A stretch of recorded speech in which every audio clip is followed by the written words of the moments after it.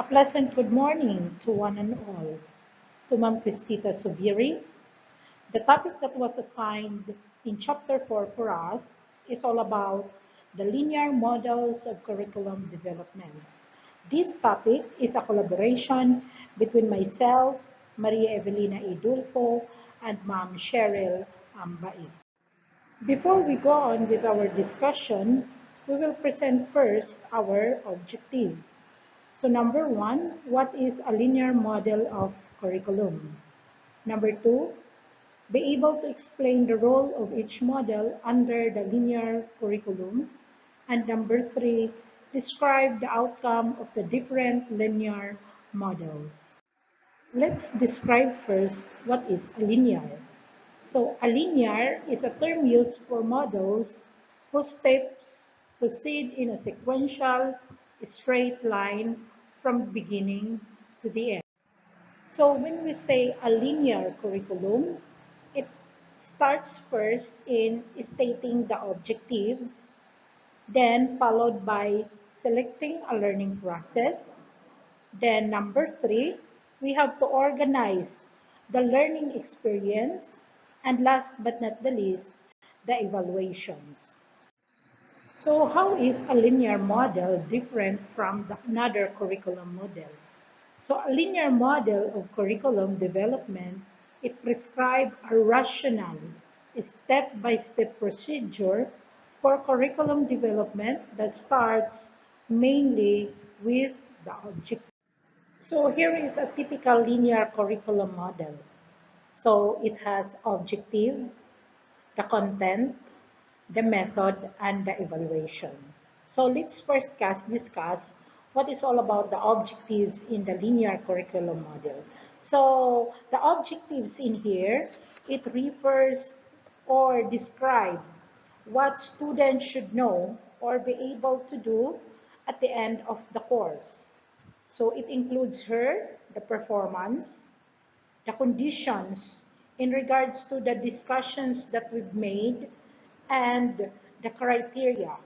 So all learning objective must contain a smart performance component. So what is this all about? So we have to first to be specific with our learning objectives. Then second, we must plan what is specific learning activities that is measurable. And then number three, we have to assess student understanding. It should be attainable. And number four, we have to plan the sequence of lessons that we've made and the resource materials that are we going to use. And the fifth one is we must to create a realistic timeline for our discussion. And last but not the least, we have to plan for a lesson closure. So in the method, in the linear curriculum, it is the general principles or the pedagogy strategies used in our classroom. So as a teacher, it is your choice of your teaching methods depend on the needs of the students that we have.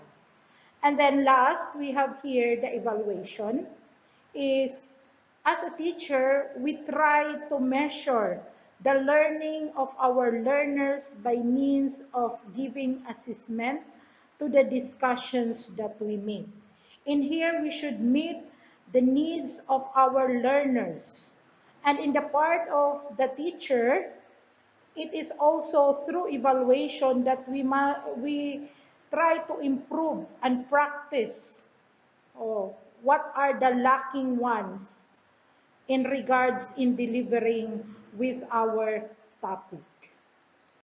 On the other hand, the outcome-based model, it is a structured series of intended learner outcomes that implies a planning, process, and focus on what the students will learn.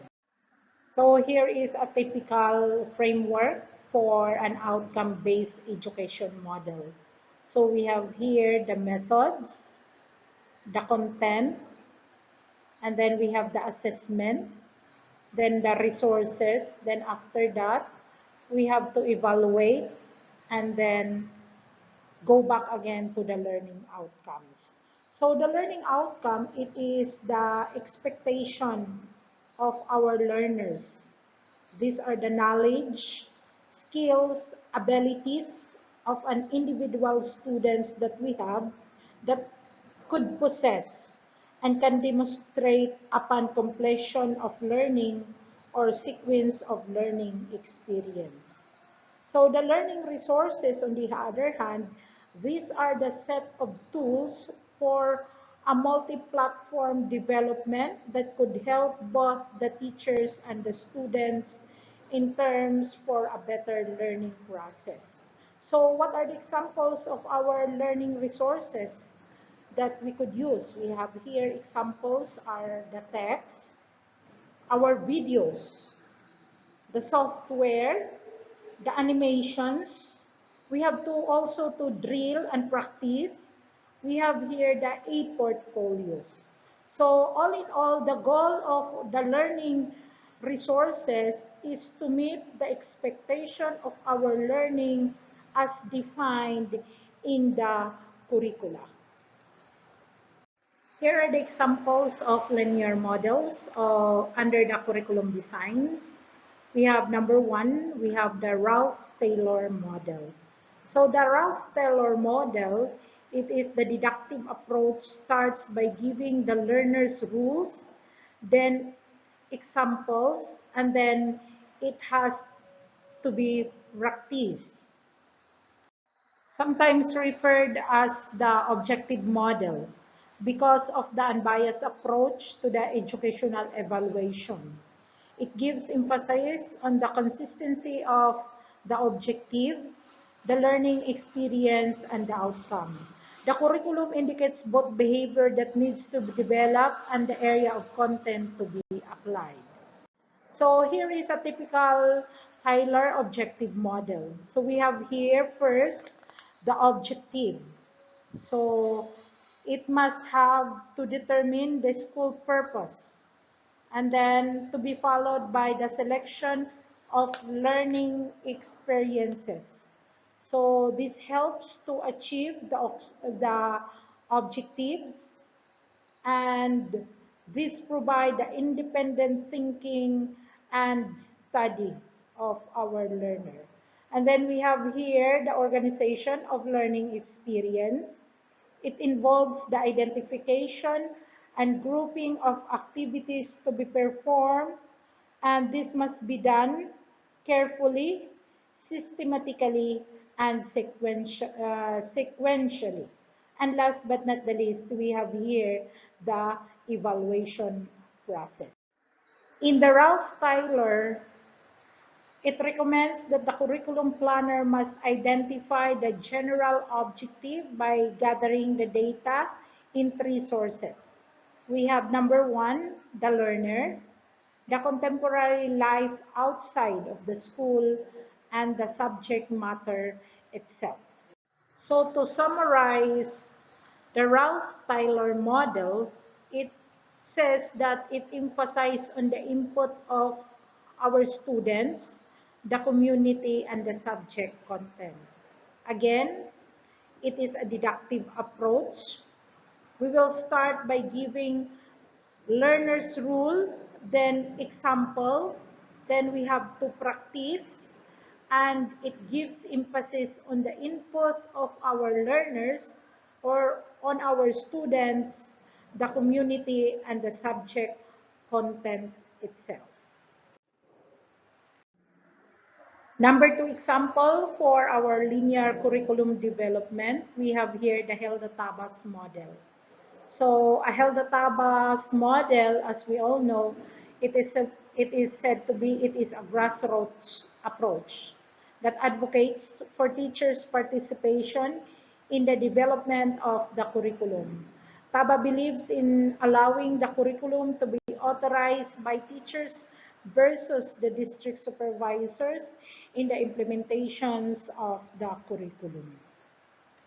Here is the typical Helder Taba model. So it has 7 steps. So we have number 1, to diagnose the needs. Number 2, formulating objective. Number 3, the selection of the content. Number 4, the organizing of the content. Number 5, we have to select the learning experience. And number 6, organizing the learning experience. And number 7, we have here the evaluation. So we will discuss each one of them. So to begin with, we have to, what is the diagnosis of the needs under the Hilda-Taba model? Hilda-Taba believed that in the diagnosing of needs, we have to identify the needs of our students for whom the curriculum is being planned. And then number 2, we have the formulation of our learning objective. So according to Taba, we must have to be specific of the objectives that needs to be accomplished in a particular lesson that we have.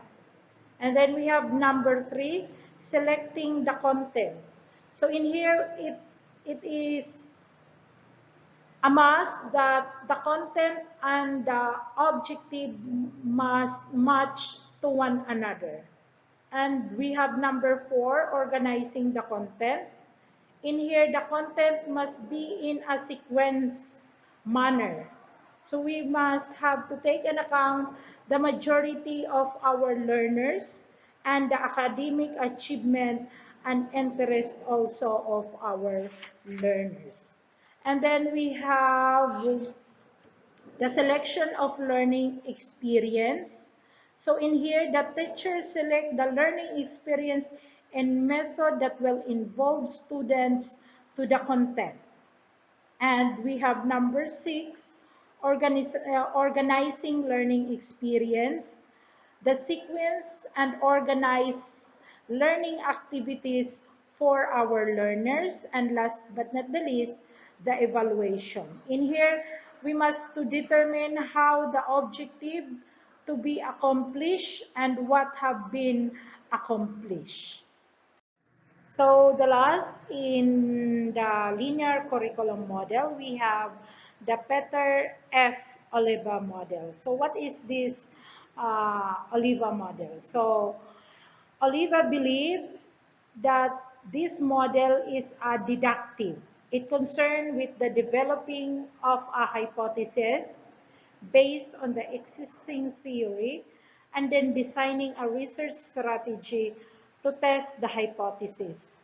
It has been stated that deductive means reasoning from a particular to the general. Oliva believes or recognizes the needs of the student in a particular community are not always the same as the general needs of the student throughout the society.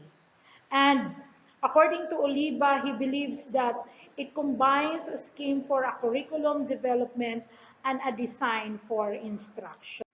We have here the 17 steps of Oliva model under the linear curriculum. So we have number 1, according to Oliva, we have to specify the needs of our students in general. Specify the needs of the society.